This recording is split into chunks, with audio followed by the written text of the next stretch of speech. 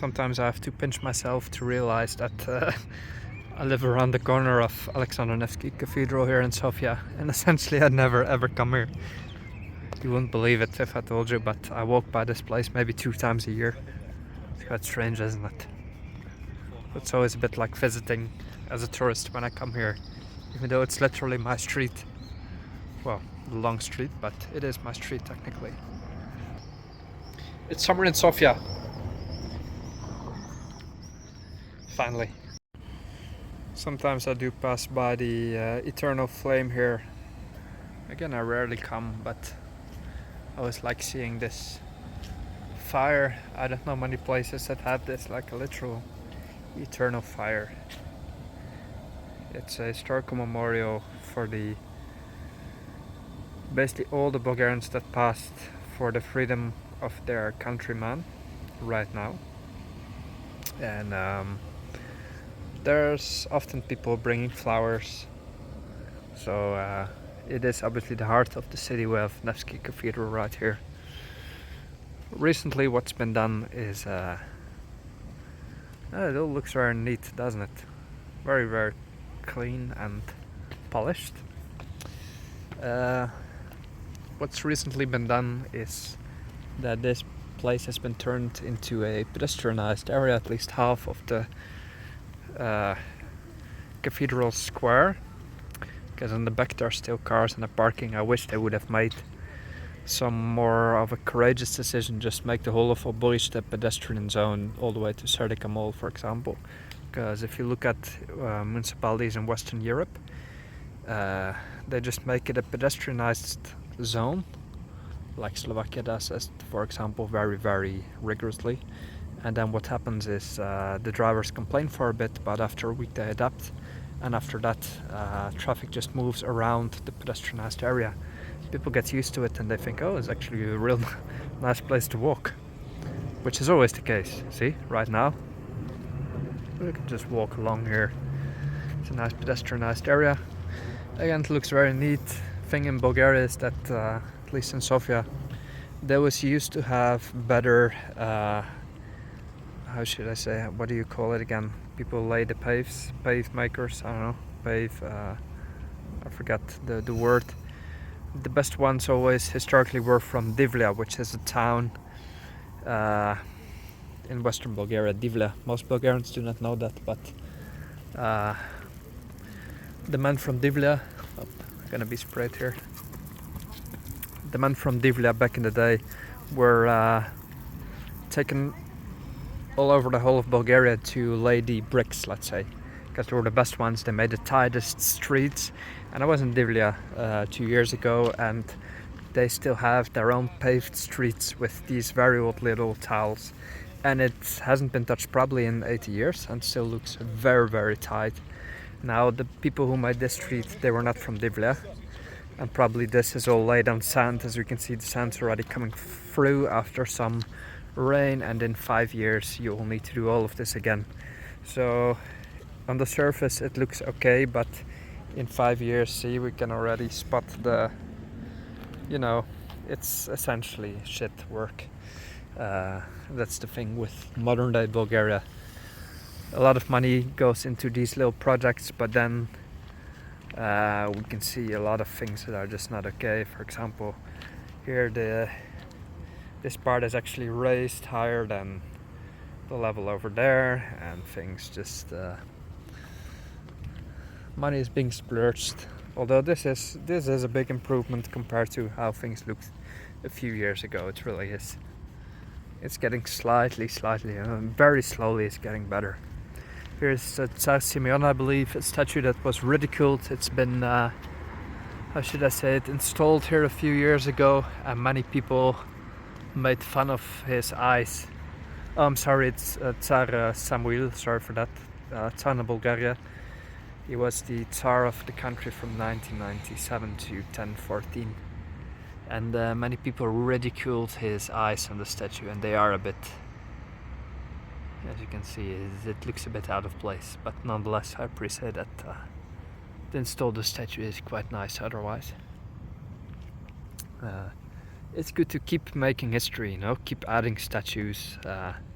not in the Skopje way. I do not like the city of Skopje at all, where it becomes a sort of how should I say it, entertainment park with statues and all that stuff that was basically built yesterday, an triumphal arc. And I'm actually at least glad that Bulgaria doesn't do that sort of stuff where they just invent things and just build stuff for the sake of it. It's a little bit more discreet and stylish, and that's what I like. So yeah. What else is going on here? Not that much, honestly. So I might just walk to the tram and go home. I don't know. It's a lovely, lovely day to walk around here. The temperature is perfect, 20 something degrees, could not be nicer. Now that being said, the neravnosti, how you would call it in Bulgarian, the unevenness of some streets is actually my biggest complaint, because here things are gonna look very neat. It really depends on who does the work, right? But that's my only complaint, because other than that, as you can see, everything is perfectly manicured. It is completely safe. There's no drug users sitting around here. It just, you don't really have that, at least in the center and even outside. You can always walk around here day and night, and with your phone out, nobody will do a thing to you. If there's people sitting drinking here, which there are mostly not right now, they would not say a word to you, trust me. And with my pink hat, nobody says a word. I'm literally openly myself, nobody cares. Just going to have a sip of water. And that's also what I like about this country a lot, the complete peace. I've really found a rest here, even despite living in a big city. It's just very serene in a sense that, of course, it depends on the area. There's some really ugly parts of the city, of course, but I live in the extension of Oboriste, which is the nicest area. But even if you just take the metro or bus to come here for an evening walk, it's just very, very pleasant. So it doesn't really matter where you live. In 15 minutes, you can be in the center from any part of the city with mass transit. See? Here's the St. Sophia Church, I believe. A nice one as well. It has some interesting story about a clock tower and a bell that they once hung in a tree or something. I once heard that on the walking tour of Sofia a while ago. But yeah, these streets are all very fancy. Would be nice to have an apartment here, but that's most definitely not going to happen. And here you can see it's just lovely. There is the grave here of, who was it? Ivan Vazov? I'm not sure. Might as well show you. There's a lot of old, not catacombs, but remains of the old ancient city of Serdica here under the ground. Where was his grave? Must be right over there. Here we have some memorial of Boris III, Tsar Boris III, who did a very, very big effort, quite a remarkable effort to save the Bulgarian Jews, or rescue the Bulgarian Jews. Look up the history of the Holocaust in Bulgaria if you're interested in that, because obviously Bulgaria did play a significant role in World War II, if only for the fact that they did save a lot of Jews, or so the history goes. I don't know the details about it, but yeah. Memorial right there, which is very nice.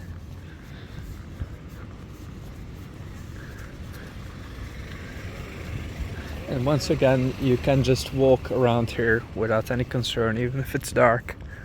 Like, obviously you shouldn't be naive, but I've never had any problems in that sense. And that's what I really like, because if you walk in the Netherlands, for example, someone would yell something at you at some point. Here that's not the case. So I feel at ease here. Here's the grave. Let's see who it was again. If I'm not mistaken, it was Ivan Vazov. I'm totally butchering the history probably on my little tour here, but I know next to nothing about the place. In spring this place is full of tulips. Yeah, I'm right. That's the the grave of Ivan Vazov, 1815 to 1921. It's not really manicured right now, but I once took a picture of it when it was completely covered in tulips, which was beautiful. Ivan Vazov.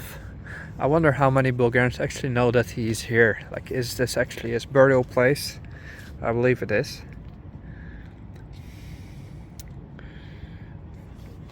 Ivan used to be written in older Bulgarian with the, what is this, ikratak in the end, so it would be